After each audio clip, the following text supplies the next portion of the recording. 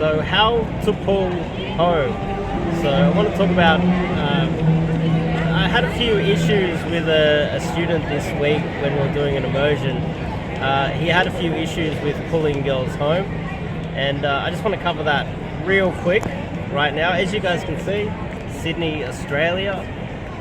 We're in the Circular Quay, the beautiful Circular Quay. The Opera House is over here as well. And just out, might do a few sets out here while we're here as well. But beautiful Sydney, Australia. So, how to pull home.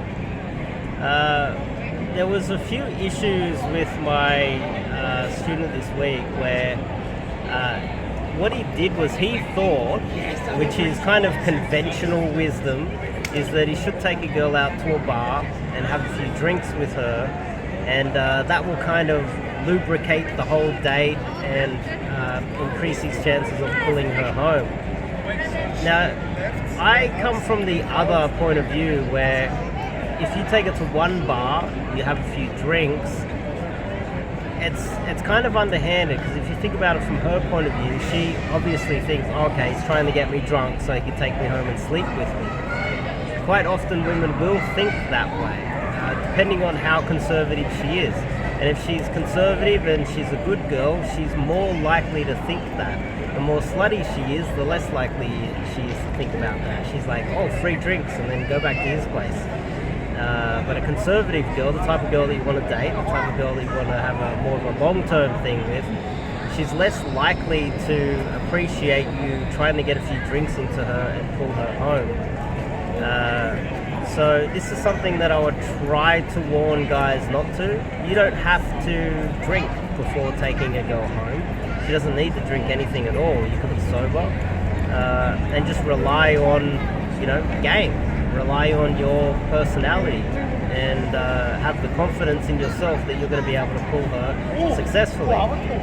The other aspect of it was there was another girl where he tried to pull her to a restaurant, and the restaurant was closed, and instead of bouncing her somewhere else, he tried to pull her straight home. She gets to the front door of his hotel, the elevator, and she's like, whoa, are we going upstairs? And she panicked and goes, oh no, I'm not going home with you, I'm not going into your bedroom. And it was a failed pull. So these are just two scenarios that kind of can get in your way when it comes to pulling girls home. Another aspect is, if your room or your apartment is too cluttered, I would say minimalist is the best way. The highest probability of success is when you're more of a minimalist. So if you have clothes all over the floor, you have all of these little things all over the table and it's cluttered, that kind of reflects your mind. And if you look like your apartment looks like a mess, there's just too many things going on, from my experience, that lowers your, you maybe just look dirty, you come across lazy, you come across, it projects a lot of things that you don't really want women to be thinking about you. So minimalist, clean apartment. On top of that, you don't need to get them drunk to pull them home. Now, how many times should you bounce a girl before pulling home? This is really important. Now, if you're just bouncing her to one place, like you're having one drink and then you're pulling directly straight home, it's a little bit up and down whether that's a good idea. I would like to see guys bounce maybe twice, maybe even 3 times. And it could even be just like bouncing to buy some chewing gum or buy some ice cream or bouncing buy a coffee or something like that, and then bounce to another place where you eat, and then maybe you go, okay, well, let's go for a walk in the park, and then try to pull home. Try to at least build some sort of rapport on multiple different locations while outside before pulling back to your apartment. Quite often they can feel more comfortable with you until that way just tends to work a little bit better. They build rapport with you, they trust you a little bit more, but if you're going boom, straight home, it does increase the probability of you getting destroyed and her not trusting you and not wanting to go upstairs. Another aspect is that to pulling is What if you're pulling her home and you get close to your home and she starts to notice, she starts to act a little bit nervous and you don't notice it, sorry. There is a risk there that if you don't really notice her being nervous and you just pull because you're not really aware of her feelings, you're less likely to have a successful pull. A lot of guys pull girls home. Sometimes there's some guys that will pull 10 girls per year and only 5 of them they'll sleep with them. Their pull to lay ratio decreases over time because they're not aware of her feelings and don't show enough empathy. Now, I've had a lot of students where they've tried to pull and I've like mic'd them up. I can see what's happening. I can hear what's happening and I can tell that the girl's starting to get a little bit nervous, but my student is not aware of that and he tries to pull regardless.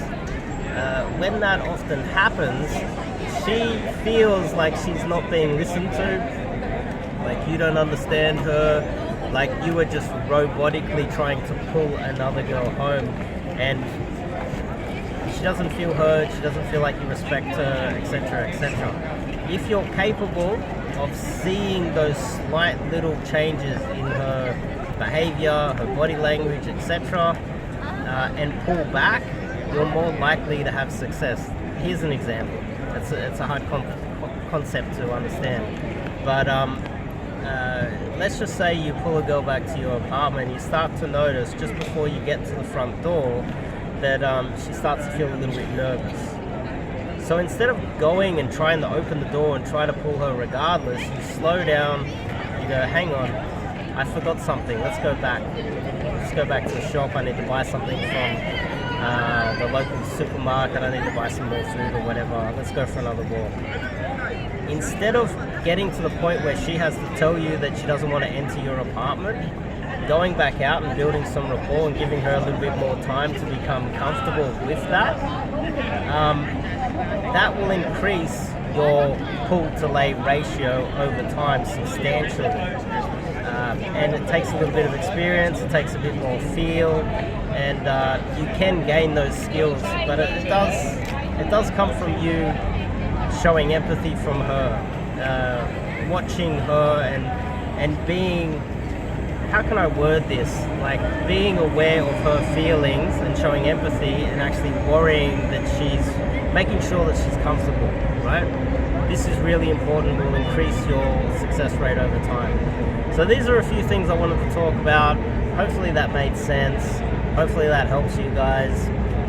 Top link in the description to check out the website. If you're in Sydney, Australia, you're going to do some coaching with myself, go to the website, sign up, fill out the coaching form, and do some coaching with myself. Otherwise, I've got over 500 or more videos here on this channel. I've got 300 blog posts on the website.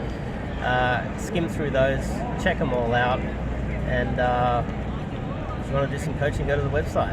I'll see you guys in the next video. See you later.